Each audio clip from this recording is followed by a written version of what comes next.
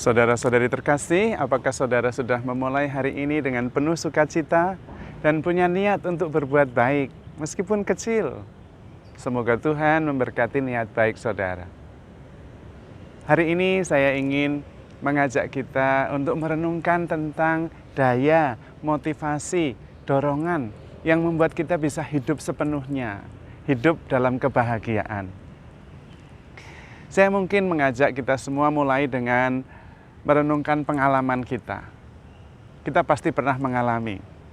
Sedang penting-pentingnya untuk berkomunikasi, entah ada chat atau email yang harus dibalas, dan tiba-tiba baterainya itu low.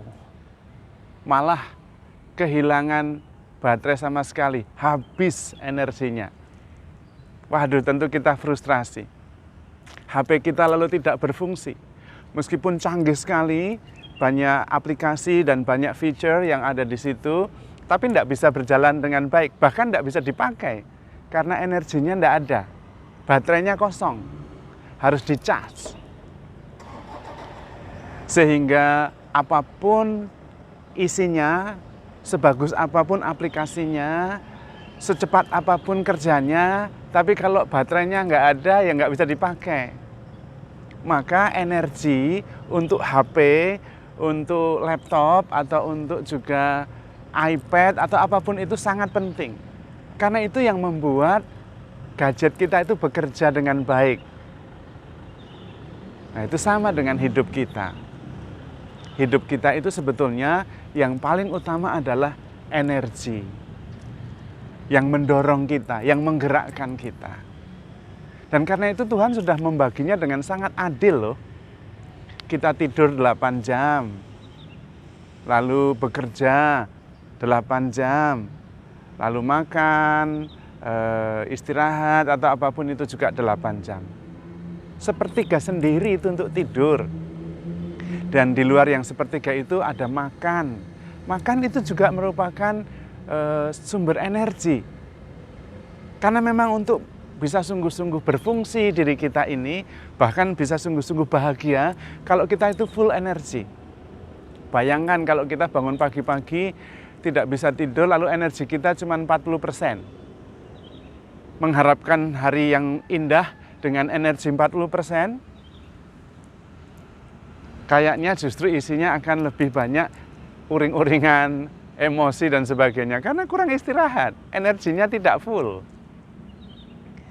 Dan kalau kita melihat seorang pelari sprint tingkat internasional, bahkan pemegang rekor, dia bisa berlari 100 meter dengan kecepatan 8 detik atau 9 detik, kurang lebih seperti itu. Tetapi untuk bisa mencapai kecepatan itu, dia itu tidurnya diatur dalam jumlah waktu tertentu. Makan juga diatur. Latihan juga diatur. 9 detik itu disiapkan dengan 23 jam lebih. Hanya untuk 9 detik itu. Perlu konsentrasi, perlu fokus, perlu persiapan panjang. Perlu energi full. Coba pelari maraton kelas internasional lalu kurang tidur. Bisa lari dengan kecepatan itu? Tidak mungkin. Tidak mungkin. Perlu energi, perlu fokus. Karena itu Tuhan Yesus juga sama. Tuhan Yesus ketika dia didatangi banyak orang untuk menyembuhkan dan mengajar, Tuhan Yesus kemudian menyingkir dan mengatakan di tempat lain juga membutuhkan kabar baik. Dan Tuhan berdoa di tempat yang sunyi, mengisi lagi baterainya, supaya mempunyai energi untuk mewartakan lagi. Maka perlu memilah-milah apa yang penting, supaya kita bisa fokus. Itu juga yang terjadi ketika suami istri dulu awalnya menikah. Wah, mereka bahagia sekali. Sungguh-sungguh saling mengasihi, fokus satu sama lain. Kenapa? Karena energinya full untuk pasangannya. Bisa mendengarkan, bisa berempati, itu perlu energi. Lalu kemudian bahagia. Tapi lama-lama ada anak, ada pekerjaan, ada urusan ini itu, energinya terbagi-bagi. Jumlah energi sama, Tetapi fokus untuk pemanfaatan energi itu makin bertambah. Ya lama-lama perhatiannya kurang, energinya kurang, lalu merasakan tidak merasa full dalam relasi mereka. Itu yang terjadi. Sama dengan kita semua. Waktu kecil kita temannya sedikit dan tidak pusing, tidak banyak pikiran. Maka kita bisa fokus dan bahagia. Main itu bahagia sekali. Tapi lama-lama energinya sama kita, temennya makin banyak. Di Facebook itu tambah terus, di Instagram tambah terus. Lalu kemudian kita harus membalas itu semua. Di dalam chat juga banyak sekali grup. Itu membutuhkan energi, sementara kita energinya sama. Apalagi kita tidak sungguh-sungguh mengaturnya. Sudah tambah banyak teman, tambah banyak pekerjaan, tidurnya kurang, makannya sembarangan, lalu kita mengharapkan bahagia gitu. Hello, sorry. Kita diminta untuk mempunyai lifestyle. Yang paling penting adalah gaya hidup yang menghasilkan kebahagiaan, bukan mencari kebahagiaan. Kebahagiaan adalah buah dari sebuah gaya hidup. Maka kalau kita memperhatikan para biarawan-biarawati, entah itu biarawan Buddha, entah itu biarawan Hindu, entah itu biarawan Katolik, mereka mempunyai gaya hidup yang tertentu.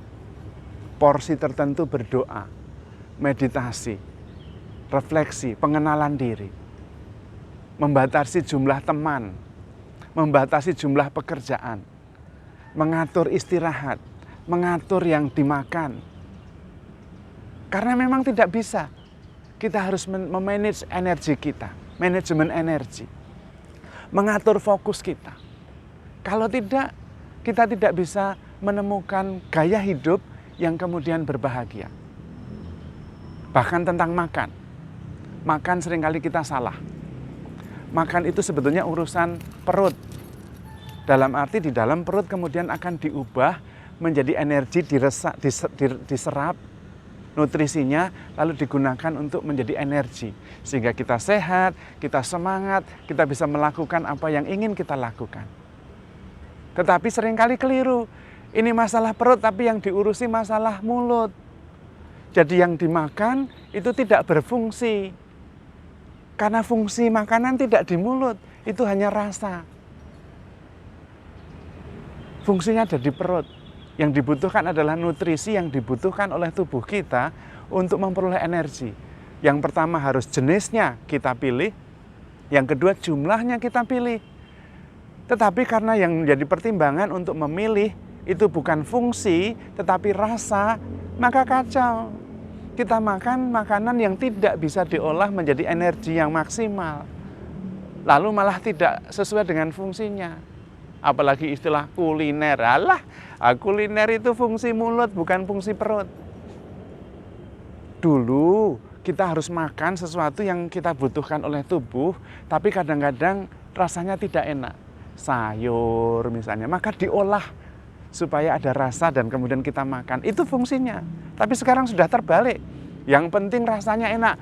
Nanti berfungsi atau tidak kita pikirkan. Nah, itu keliru. Manajemen energi. Sama dengan istirahat. Sampai malam belum tidur. Besok pagi tidak bisa bangun dengan segar.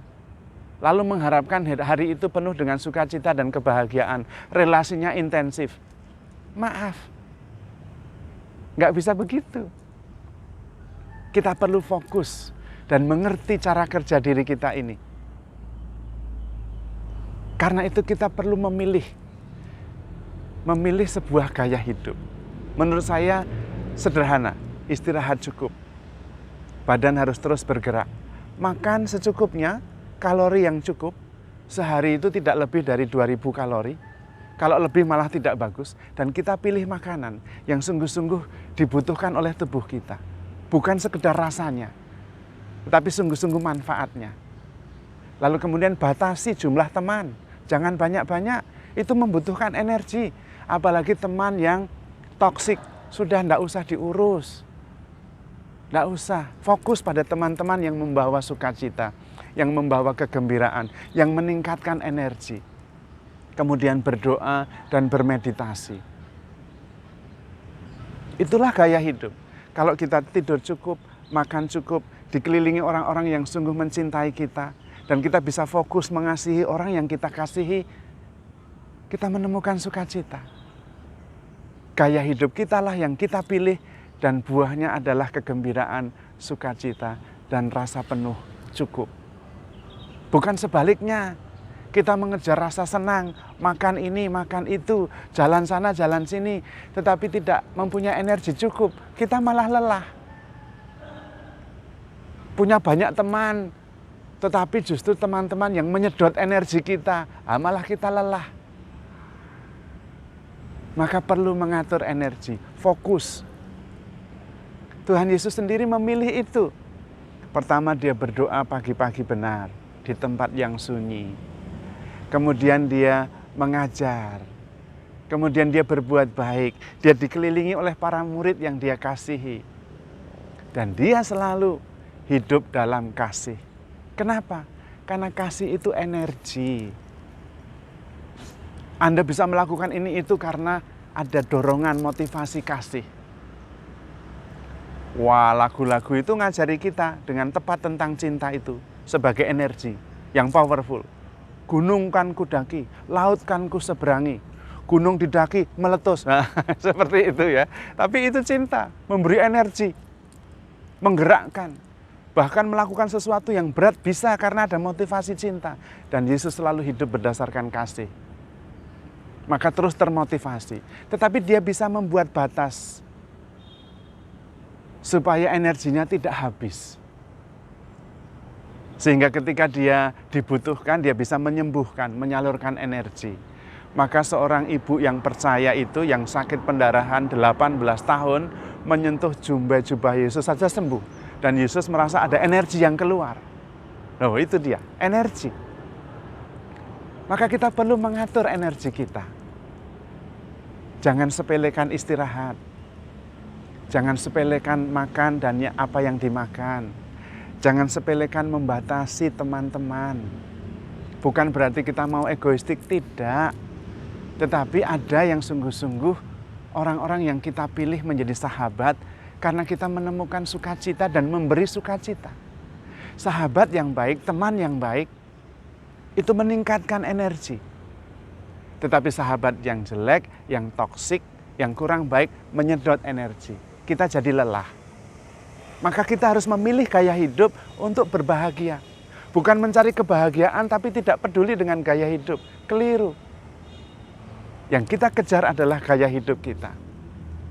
Dan itu yang terjadi oleh banyak orang bijak. Para bante, para biarawan-biarawati, mau Hindu mau Katolik, mereka berusaha memilih gaya hidup tertentu.